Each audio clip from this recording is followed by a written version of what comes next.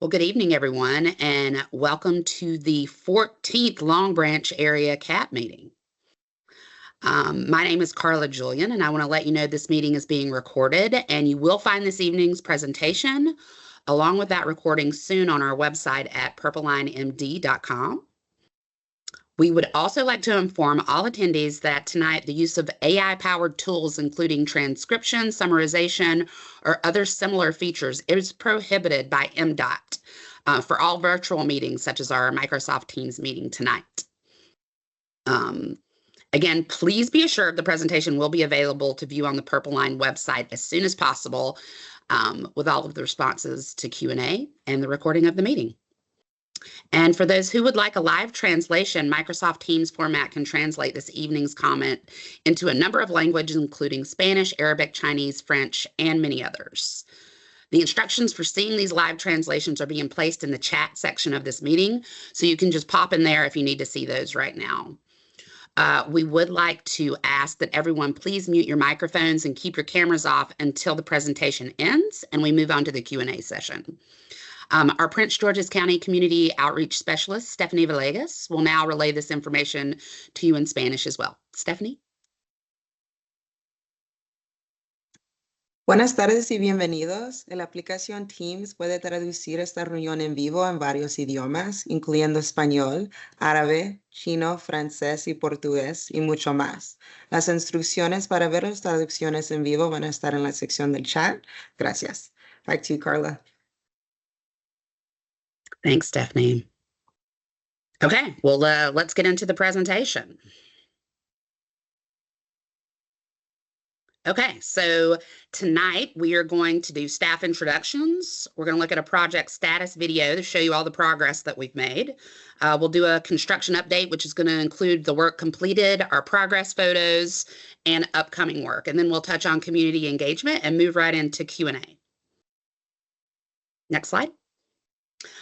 Tonight, you're going to hear from our project leadership on numerous things. You're going to hear from Ray Biggs II, who's our Senior Project Director at MTA. You're going to hear from Dan Norman from PLTP, Hugo Fonterrage with MTS, Luis Rivera, who is the General Manager of Purple Line Transit Operators, myself, Seren Seriksun, who's our DB Systems Manager, Manuel Marino, who is our area manager for part of this segment, as well as Scott Glass, and Julio Velez, who is our overall construction manager for MTS. Next slide.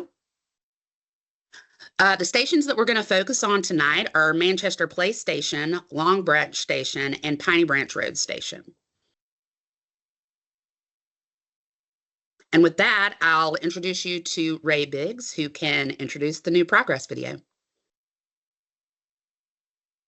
Thank you, Carla. I appreciate that. Welcome, everyone, and thank you for joining us this evening. The momentum we made in 2024 on the Purple Line has led to the transformation you saw in the photos just before the meeting. Tonight, you will watch our 2025 Spring Progress video featuring updates and footage showing important changes across the 16-mile alignment. So, Chris, let's play the video.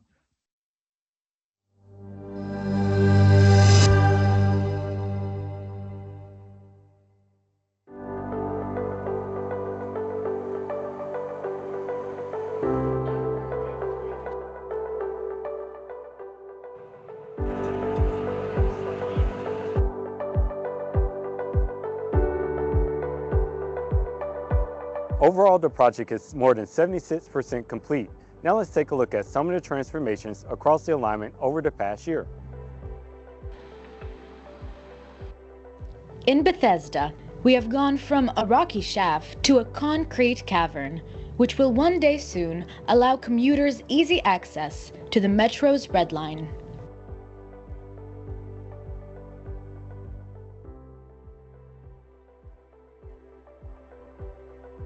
In Chevy Chase, the Connecticut Avenue station is awash with color as the station continues to progress and have a transformative effect on the community around it.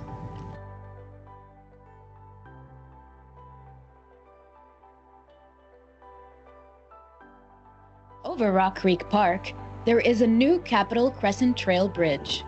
This unique inverted truss bridge will be an iconic part of connecting the communities and the Rock Creek Trail system. The Littonsville Operations and Maintenance Facility and the Littonsville Station buildings can now be seen. The next transformation will be the installation of the many tracks in the yard.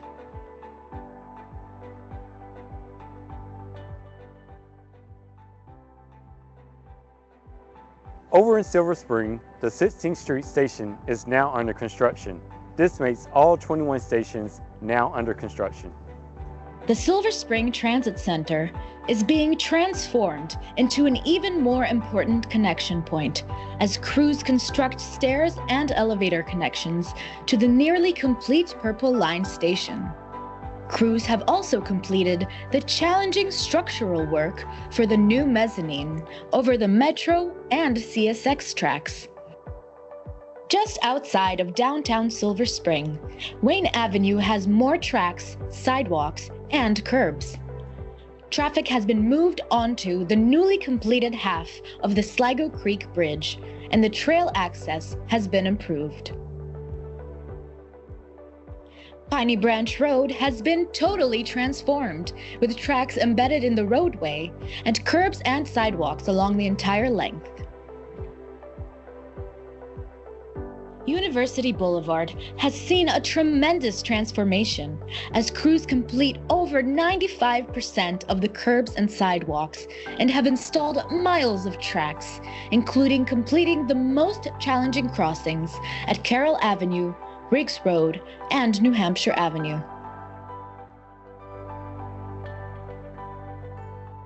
At the UMD campus, tracks are installed across Adelphi Road, and most of the campus has catenary poles installed, and now prepares for system integration.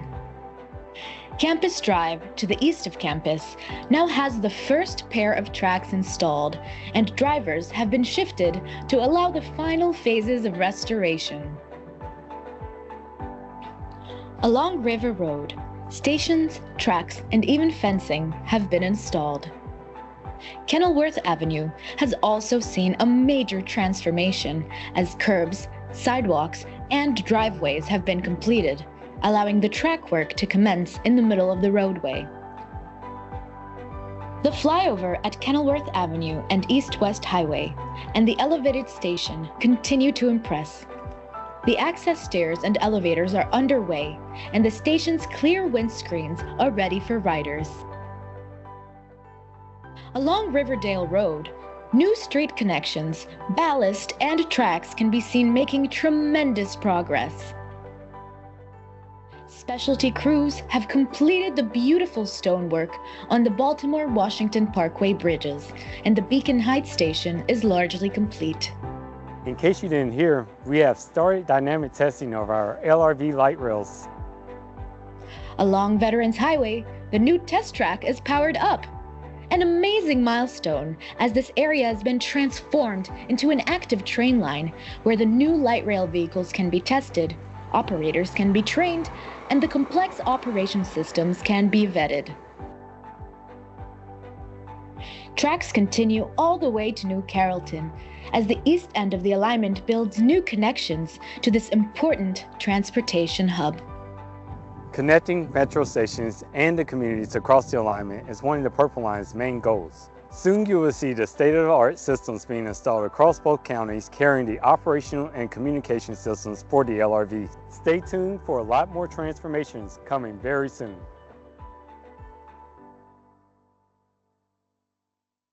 All right, thank you, Chris. So as you can see here, our project timeline with upcoming milestones are presented on this timeline here. And our winter 2027 opening date that we're all looking forward to. So tonight you'll see and hear more details about the testing milestone achieved earlier this spring that we're also excited about. And with that, I will turn it over to Manuel to walk us through the construction slides. And thanks everyone, and I'll see you at the end of the presentation. So over to you, Manuel. Thank you, Ray, and good evening to everybody. We're going to go over the different slides. We're going to go from west to east, and we will be starting here in Wayne Avenue, where we have been building the western portal. We started the stormwater management structure on top, and we continue with the retaining wall construction. Over the next 6 months, we'll be completing the retaining walls, completing the drainage, water, and other sewer utilities. We are going to see the construction of the concrete embedded track slab, as well as the tracks placement into Wayne Avenue, anticipated during the end of the summer of 2025. Next slide. Inside the Manchester Tunnel, the Manchester Place Station, we have completing the north and south station platforms, and we continue with the other miscellaneous elements along the station. We will continue including the roof system, access to the Plymouth Street, as well as the construction of the concrete track slab along the platform. Inside the tunnel, we completed the ventilation system. We also completed the duct pan and the walkways at the eastern portal, and we're going to continue with the installation of the wall anchors for the overhead catenary system. That is what is going to be the wiring that will be powering the trains, and continue with the utility as well as the track construction through the tunnel. That is a direct fixation. Continue with the overhead utilities, and on the next months, we are going to continue with the rest of the OCS elements during the installation, as well as continue with the track installation through the tunnel. On Arliss Street, in connection to Piney Branch, we completed the construction of the walls along Arliss Street and Flower Branch Apartments parking lot. We continue with the curb, sidewalk, and miscellaneous flatwork elements along Garland Avenue and Piney Branch, and we continue with the work on the concrete track slab on Arliss Street. We are foreseeing in the next months the opening of the Arliss Street intersection and the shopping center entrance. Installation of the OCS poles and overhead wires is actually started along Piney Branch. Long Branch Station, the platforms are completed, the canopies are installed, and the embedded tracks can be seen through the station also. We are going to continue, like in other stations, with the other miscellaneous elements, stairs and the system installation, as well as the OCS systems. Piney Branch Road, we have completely completed the stormwater system installation, curb and sidewalk on both sides. Track installation is fully completed from one end to another. OCS foundations, duct bank, and Garland intersection is also completed, as well as Barry intersection. One of the last milestones completed is the Long Branch stream restoration, where the team has been working over the last months.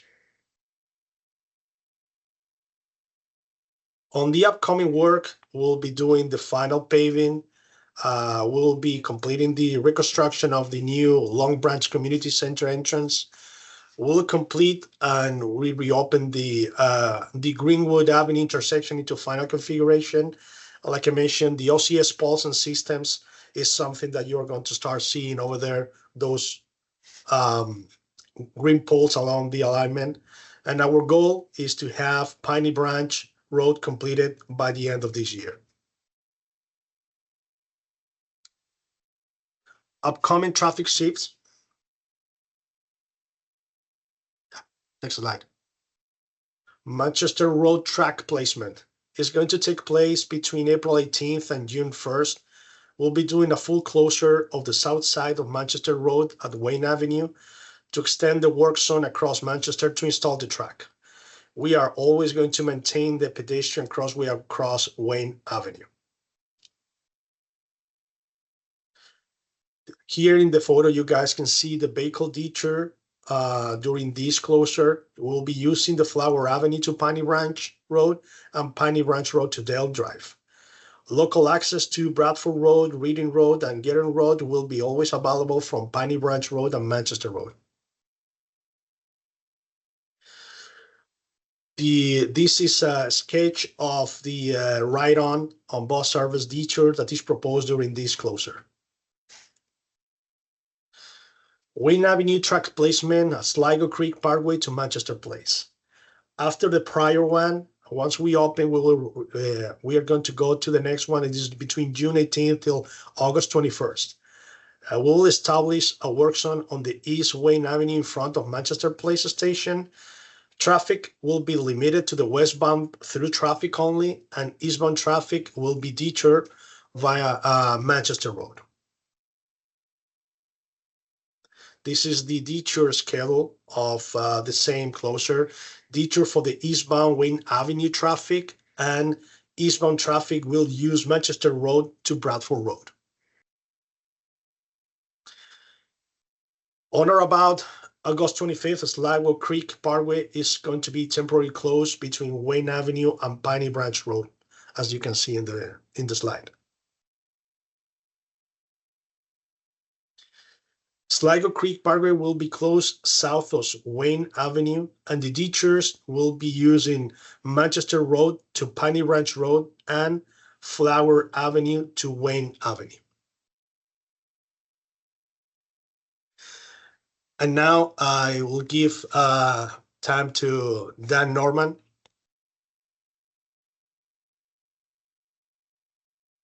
Thanks, Manuel. Well, as you can see here, and as we all alluded to earlier, the project's recently received some very significant milestones. If you haven't heard it or seen it in the news, you're hearing it here today. So very proud moment for the project. Next slide.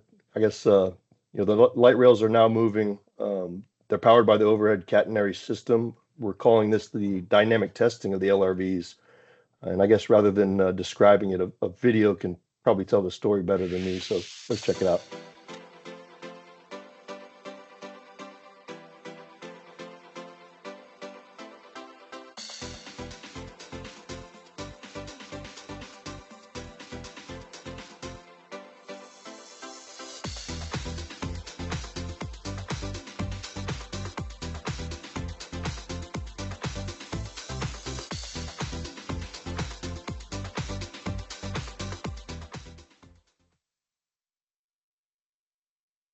So as we discussed during the last round of CAT meetings, we're currently testing the LRVs and just wanted to provide the public a little bit of information about what to expect and what you might see during this period.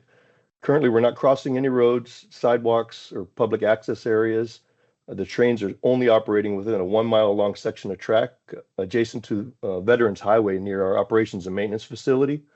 And just a safety reminder, do not go near any of the moving trains. They are isolated behind fences and safe areas. But if you do find yourself, in the vicinity, please don't approach the trains. And especially now that our OCS wires are live, they're energized. Those are the cables overhead. They do carry quite a bit of electricity. There is signage throughout the alignment of our test track, and safety precautions have been taken. But we just want to make sure we're educating the public on what to expect and how we're approaching LRV safety as we get closer to operations and as we expand our testing area. And of course, again, we want to celebrate this milestone, and we appreciate the positive coverage it's generated. And so now with more about community outreach, I'll turn it over to Carla. Okay, let's go to the next slide. All right, so as you guys know, we do like to be out in the community, and we are always open to hearing about additional events that we might not know about in Long Branch. I do think we attend a lot of them. Recent 2025 events include Sweep the Creek, hosted by Friends of Sligo Creek Elementary PTSA meeting, DC Transit Day at National Capital Trolley Museum, and as always, we always love the Long Branch Festival. If you guys have any meetings or events you'd like us to get involved in, visit purplelinemd.com to see our full events calendar and shoot us an email or let me know if there's something that you would like us to attend. All right, next slide. As always, safety is our #1 focus, and we would like for it to be yours too as you're perusing around the Purple Line now that there's rail in. Make sure that you are using legal crosswalks. You're going to cross the rail at a right angular perpendicular to the tracks, especially if you're on a bike. Don't ride parallel in the trackway because your tires can get caught. And just be cautious when it's wet, frozen, and around traffic moving around you in general. Next slide. For CAP member engagement, I know there's a lot of CAP members on this meeting right now. The MTA outreach team held 2 listening sessions with CAP members in February to get their feedback on how things are going and how to move forward. The outreach and business engagement teams personally distributed postcards along the alignment promoting this series of meetings. And if you are interested in becoming a CAP member, you can email outreach@purplelinemd.com. And again, we thank you for everything that you do to help us get the word out and let us know when there are issues, as there are many with construction. So thank you. Next slide. All right, with this one, I will also turn this over to Doran or Dan. Thanks, Carla. This is always our favorite part to talk about it during the CAP meetings. How we get to talk about our Beyond the Rails community grant program and the efforts that we're taking to reach out into the communities that we're operating in. This particular program is designed to provide existing nonprofit groups with some additional funding to continue improving the community. And they focus in particular on education and the environment and safety. Most recently, we awarded 8 different organizations, including the Rolling Terrace Elementary School PTA for an afternoon tutoring program to address education equity, and as well a recent Long Branch grantee was a youth-led community festival on Flower Avenue.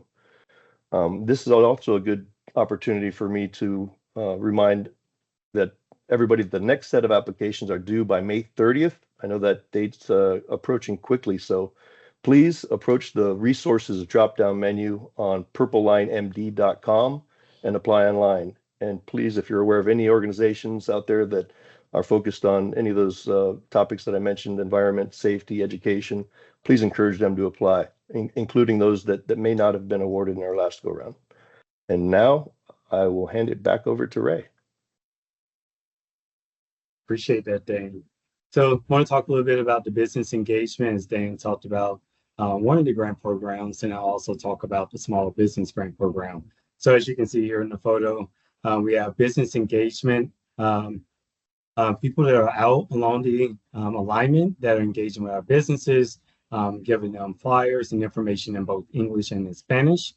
And also we have a lot of promotion that we're doing across all our social media channels, including YouTube, our newsletter, which features many other businesses, social media, and we've installed some signage along the alignment. So to give a little bit of an update on the small business grant program that's being administered by the Maryland Department of Transportation, it launched back in February to help local businesses most directly impacted by construction. More than 450 applications were received during the first application phase, and award determinations will be scheduled and are scheduled to be announced by April 30th. The program details full eligibility requirements and a link to the grant application available in multiple languages can be found on our website at purplelinemd.com. With that, that ends our presentation, and I will turn it back over to Carla to begin our Q&A session for any questions we may have.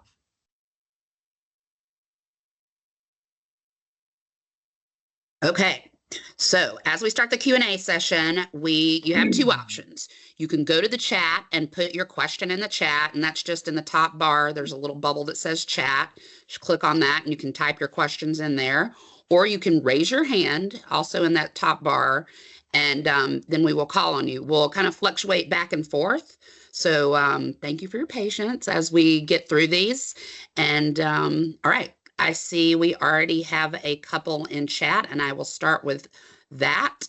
I think this one is going to be for Scott Glass. For the 825 Sligo Creek Parkway closure, will Wayne and Sligo be open to pedestrians?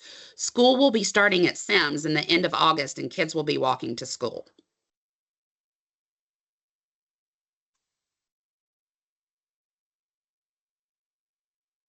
Scott, I don't know if you can hear me or if you're on mute. I am here. Sorry about that. Okay, no worries. You want to put that picture back up for that slide for the 825. It was the last slide of the traffic closures. One slide up right here. So you'll see on this in this corridor that the sidewalks will be open on the north side or the top of Wayne Avenue. So I'm not sure if that answers the question, but all of that will be open access to pedestrians, that movements through that whole area up to the school. Just to add on that, Annie, we are coordinating directly with MCPS and the principal at Sims, and we do specialized flyers for them too. So thank you. Okay. One other chat question, and then we'll go to the hands up. Thanks for the presentation, everyone. Do businesses that apply for the Purple Line Business Grant Program but are not ultimately awarded need to reapply in June for future consideration? Ray, I don't know if you want to take that. Yes, the simple answer is yes. If you are not a recipient, encourage you to apply when it reopens for the next phase. Okay, thank you. All right, now I'm going to go to a hand up, and then Greg Sanders, I'll come back to you. All right, let's go, Suzanne, if you want to come off mute and ask your question. Sure, thank you. I live in the neighborhood on Guerin Road near Manchester, and for the next few months, there's lots going on between Wayne, Manchester, Flower, and Piney Branch. And Manchester was closed at Wayne, I think last Friday night, without any notice. And we knew it was coming at some point, but there wasn't anything that went out to our particular neighborhood, and there weren't signs up at the ride-on bus stops. I don't even know if there still are any signs there for the Route 15 bus.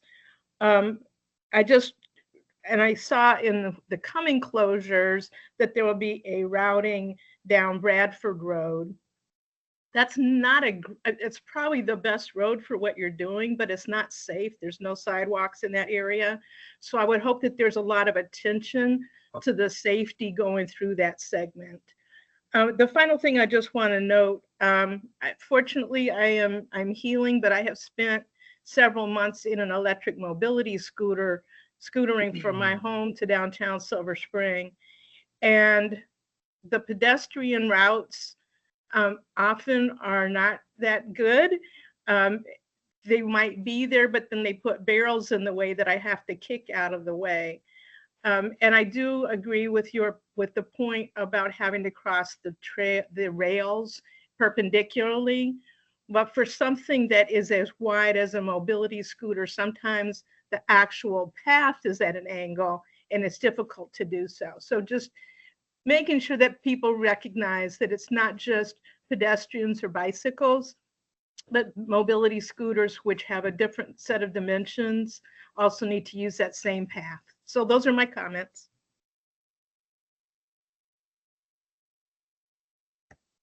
Suzanne, I just want to make sure that you are getting our electronic notifications through the Purple Line MD website. Those Manchester Road closure notifications would have gone out through that. So they did. But they said March 15th. Then there was like another message about maybe April 15th or May 15th. And then it was apparently, I think it was on the 18th, but there wasn't any of the kind of mobile signs that would say happening tonight or tomorrow or whatever. It was just, since it wasn't exactly on the day, and then it suddenly was all closed. And it really is a key part for our neighborhood to get in and out. Well, we can work with you guys. Maybe we can do something additional to the electronic notifications. I mean, obviously our schedule fluctuated some with those, so right. Electronic, yeah. I think the electronic sign is at Manchester and Piney Branch, but if you live in the neighborhood, you don't see it. I got you. Okay. I appreciate well, it. that's helpful feedback. So thank you. I appreciate that. Well, thank you so, and I appreciate all you guys do. So I just want to, I have lots of little gripes, but mostly I'm really supportive. So thank you for your work. Thank you, Suzanne. Okay, let's go to David and then I'll go back to the chat. Hi, thank you so much for being here with us. David Brannick. I am with Montgomery County's Recreation Department. So Long Branch is a super important community for us, and we've got that. I saw mention, sorry, on one of the slides of the construction work at the entrance for the Long Branch Recreation Center and the outdoor pool. And I was just hoping for a little more detail about that work. Summer, obviously, for the pool is prime season, and our summer camp season is coming up. So there's going to be a ton of cars going in and out, buses for trips, things like that. So could we get a little more detail on that construction around the entrance? Sure. I'm gonna call on Manuel, and I also see that Chrissy Contreras from the county is on. So if there needs to be a little collaboration with Manuel and Chrissy, we've got both folks. So good afternoon, David. Yeah, I mean we are expecting to start the work very soon. I can tell you that we are very well aware of all the flow of vehicles that are going to start coming this summer for the pool. So the entrance is never going to get blocked. So you're going to have the same access. I believe the current situation that we have right now is exactly the same that we have last year. So nothing should be affecting that. We are working on the final, obviously, a configuration, and we'll coordinate. And we are already coordinating with Montgomery County and the recreational center to make sure that when is the right time to make the connection, so we minimize or we eliminate any potential conflict. So rest assured that the flow of pedestrians and vehicles are going to remain untouched. Okay, good to hear about the flow remaining untouched, especially with all those high impact things coming up. But so we don't have a date yet for like when that traffic flow is going to switch. No, David, no, we don't. We Okay, don't have great. a date. David, can you hear me? Yep, I can hear you. Okay, yes, David, we don't have a date yet, and we are fine. working heavily and coordinating on, just construction of the entrance, the signage out there and the like. It's been a hot topic of late, but we're coordinating with recreation, and hopefully we'll have a date soon because we are rounding the corner for it. So if you have Okay. questions, David, please reach out to me and then I will get your question answered. Will do. Thank you. Thank you. Thank you, Christina. Okay, thanks. Thanks, everybody. All right, I'm going to move back to chat right now and go to Greg Saunders, who says, I believe the update mentioned a change coming in the next month on our list. Could you go over that once more? Chris, can we go back to the our list slide, and then Manuel and or Scott, can we talk through that a little bit? I know.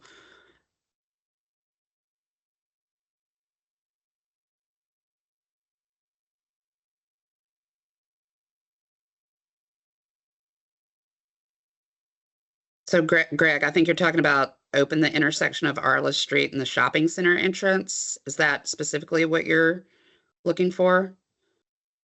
Yep. Thought it might be. Yeah, Scott?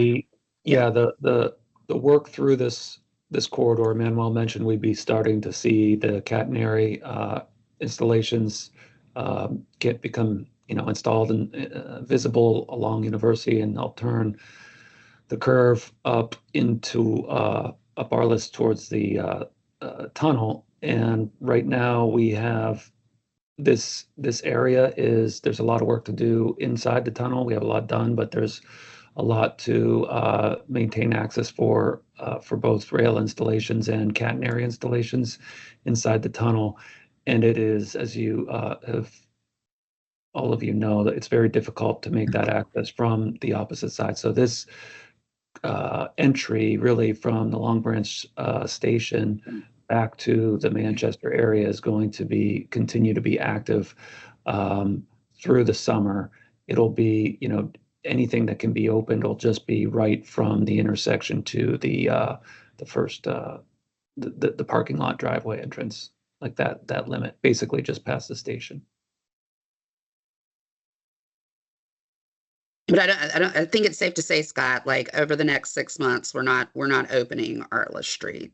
We've still got to progress our work and see That's what correct. that date will be, and we can update folks as we know more. That's correct. We'll be close in the 6-month mark. All right. Thank you, Scott and Greg. All right, I'm going down to Spencer Clark. When will the intersection of Seek Lane at University Boulevard open to traffic? Manuel. Good afternoon. So we are right now working on the final surfacing of the area. We still need to put some asphalt. For pedestrian crossing, we foresee an opening in permanent configuration very soon. For vehicles, it's going to take some more time because we need to have access to other areas for work. But pedestrian will have full access in permanent configuration within the next months. Thank you, Sorry, Manuel. can I ask a question on that? So do you have an estimate of when it's going to be open to vehicular traffic? Right now, I don't have a specific date. We're working on that. I can get back to you with a little bit more timing. But right now, I don't have a date that is going to happen in the coming months. Okay. Okay, so next one from Annie. She says +1 on everything that Suzanne said. And can we talk about site security? She's seen non-construction people walking in the tunnel and the work zones at night. Scott, I don't know if you can touch on that. Sure. Thank you. I'll tell you, we appreciate when we are hearing from the public about these kinds of after hours reported activities. We have a lot of areas where it's challenging to secure the locations of the work site. This tunnel area and some of the other areas are more capable for us to do that. So we'll take a closer look at how that is being controlled, the access to those entrances on both sides, and appreciate that comment. Okay, next question. There's a traffic light being installed at Flower Avenue and Plymouth Street. Is this a Purple Line project?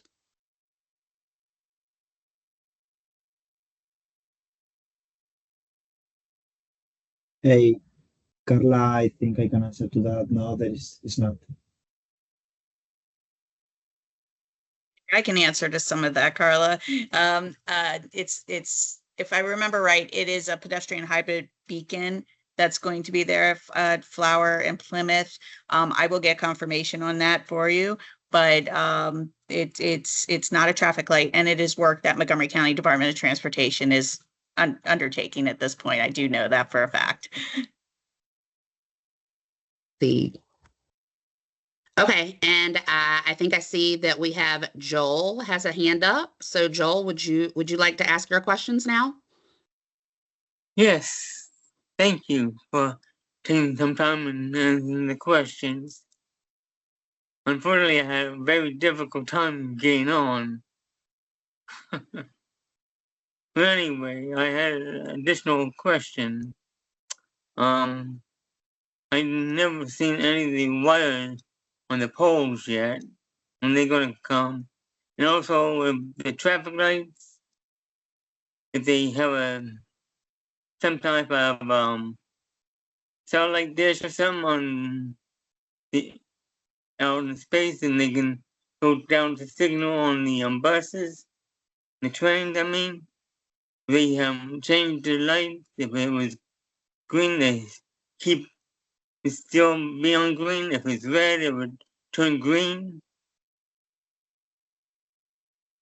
I think I got That's my you, question. Joel. So I'll throw it over to Manuel to talk about when the wires will go up on the poles, and also to talk about what I think you're asking about is the traffic timing, the signal prioritization between the traffic lights and all of that. So Manuel, if you can answer a little bit on the wires, and and traffic signal, if you can talk about that too. Yes. So what will be a start going on in certain sections of the project is the wiring of the traffic signals that is still ongoing, the permanent traffic signals that are going to be installed, that the majority is already installed. And you will see that in Greenwood, in Arliss, you have seen that already in Barron, and in all intersections are going to be through mast arms. And it's not going to be any type of cable related to the traffic signals. The cabling are going to come from the wiring of the catenary system that right now we are putting the poles, and we will continue with the brackets and then obviously the wiring. But this will be coming over the next 6 to 10 months. Appreciate that, Manuel. Would you also be able to talk about sort of the prioritization, how it work with the buses and the traffic and all of that with the lights? So right now, all the installation of the poles and that wiring is going to go, especially in these areas, not going to affect the traffic because it's going to go on the dedicated right-of-way that we have for the embedded track. In this area, the installation, they're going to go with bogies in the rails. So right now, the installation should not affect anything on the traffic other than miscellaneous getting material out. So the bus routes are not going to be changed unless there is a very specific MOT or anything that is going to be coordinated with Ride-On and any other bus company like WMATA. But in principle, yeah, I think he's asking about our integration with the state highways traffic control, and we do have 53 intersections we're crossing, Joel, and our system is connected. However, at the majority of the intersections, when the train arrives, it will be treated as a vehicle. But we do have a method to monitor the time at that signal, but we are not manipulating the signals per se. Is that helpful? Yes, appreciate that, Dan. I think in the future the buses will do the same thing, but something went wrong. I don't know how. I don't know the outcome of that system because it was gonna have. I think some of the I think you're referring to like emergency responders where they can interact with a signal and force it green and get priority. Correct? I think that was a plan. Well, I think from Metro, I think Metro was going to do that, but they never said anything on when they're gonna do that. With this technology, if the train comes in the intersection, and if it's green, the signal would keep that green light, and the train would go through the intersection. If it's red, it would automatically change to green, and then they can continue. It won't be stopping. Right. That's correct. Well, thank you for Dan for jumping in there. So that's the prioritization that Dan was referring to, that it'll work with the traffic lights to ensure that the train is moving and meeting our times to get to the stops.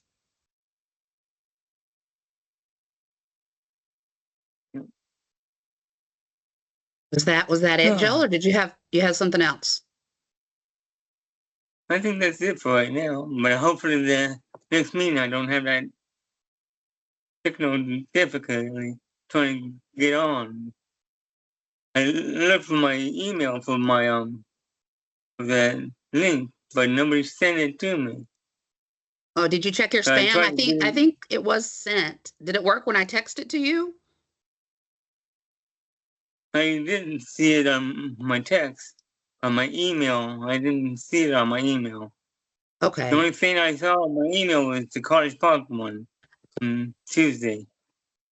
All right. Well, maybe after this, let's touch base with Chris Scruggs again, because I know he's been trying to email you things. So we'll handle it offline. All right. Okay. Thank you, That's Joel. about it. Thank you. All right, we have one more question in text. When are bus shelters going to be installed? So final condition bus shelters, Manuel and Scott, when do we think in this area we have a time frame for that? There is not a time frame fix, if you will. We are coordinating with Montgomery County, so the areas that are getting completed and restored are the ones that are given, obviously, released to them, and we are coordinating with them. And I believe some of them has already been installed, and we actually have some conversation of others that are going to come in the very short future. So this is something that is going to be an ongoing process over the next months. All right, thank you. Does anybody else have any questions? I don't see anything else in chat, and I don't see any hands up right now.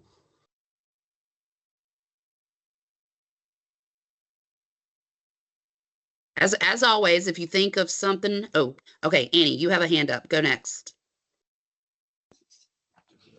Hey, I was just wondering, there's been a lot of activity at the top part of the Plymouth or of the Manchester tunnel. So the top section that's on Plymouth Street where there's going to be a station stop with an elevator that goes down.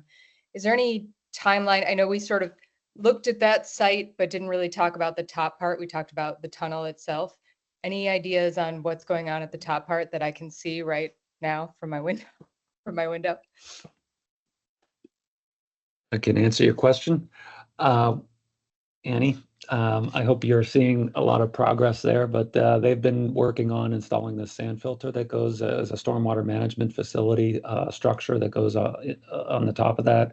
And as that's completed, there's additional structures that are associated with a head house entry that will be, continued and completed in that area. I think right now it's expected that we'll be our primary focus is on making sure that all of the station is delivered to tracks and installation of tracks, and they are coming up from the bottom towards the top. You'll start to see that close in certainly through the course of the summer, and by fall, a significant part of the really significant work will be completed. Oh, okay. There's another household question, Carla, if you'd indulge us. What do you got? Sorry, we're going to swap out. Hi, everybody. I am Josh Tolkien. This is I don't know, more of a statement than a question. But I wanted to ask if there'd been any progress in discussing adapting the proposed stormwater retention pond close to the intersection, I guess, between Arliss and Plymouth on Flower, in maybe expanding that into more of a community space and park, native plant space, just beyond a straight retention pond. And if not, I wanted to encourage, and I promise I'll just give a periodic re-encouragement, that we consider that as a public facing space in a very, very important historic commercial corridor as something that we really prioritize its how it looks and its community utility. The last I had heard, it was basically going to be a big, like, open stormwater retention pond, which I'm super enthusiastic about as a stormwater advocate, but hoping we can spruce it up a bit. So Ray, I think I can answer here.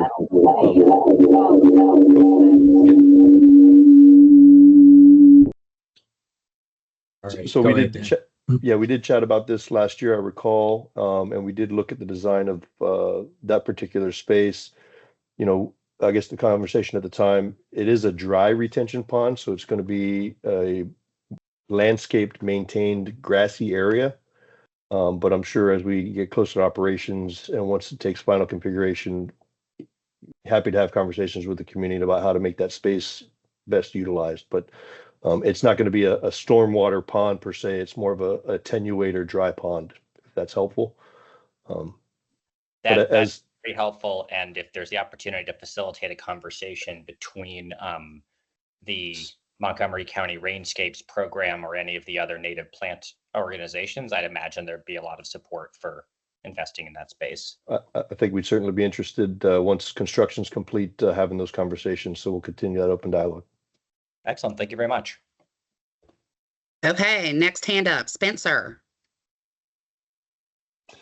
Hi, I just wanted to quickly ask one more question and also say on behalf of the Rolling Chairs PTA, we are very thankful for the grant that you awarded and help us put together that application. So certainly our community values and appreciates that very much. And thanks for the clarification on, and the pedestrian access at Seek Lane, which is great now. I was curious though, one question people had was about what access plans are for the Piney Branch Road station. Because I assume people will be able to cross to access it at Piney Branch Road. But is there also going to be access on the southeast side of the station? Be able to exit like closer to Gilbert Street? Or will it only officially be at Piney Branch to be able to cross University Boulevard?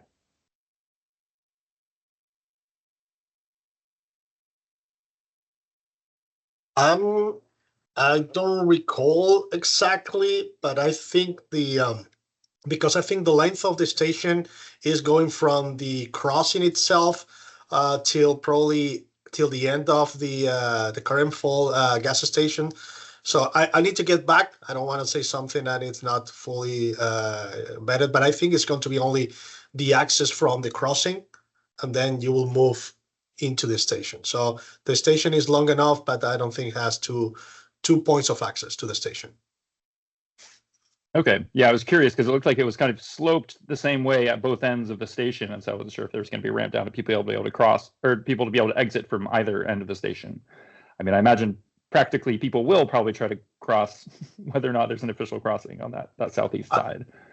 I think the rendering of the stations are available in our website. I encourage you to go there and check it, but I will definitely check it on our plans and through Carla or MTA, we'll get you that answer. We'll put the follow up with the visual and the Q&A answer too, so it'll be posted online.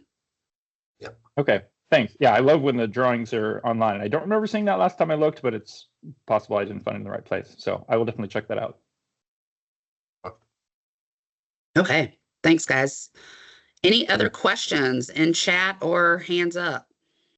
Hey, Carl, I wanted to help out to help them on the website. So when you go to the website, because I know we did a refresh last year to move some things around, but to help you out, you go to the website and you go to resources on the website at the top. You'll then be able to go there and you'll see the document library. And that is where you can then see the fact sheets and the plans that give sort of landscape plans that show how the stations are and how the crosswalks and entrances are. It gives you a more view of how all the connections are across the Purple Line alignment.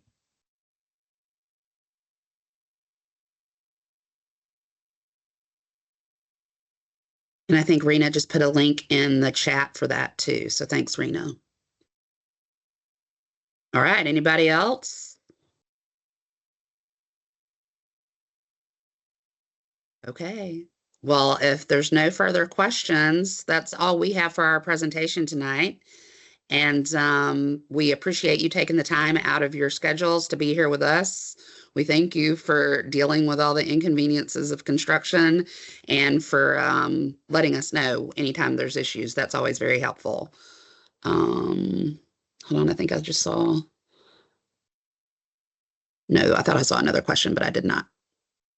Okay, well, thanks everybody. I hope you have a great evening and we appreciate your time.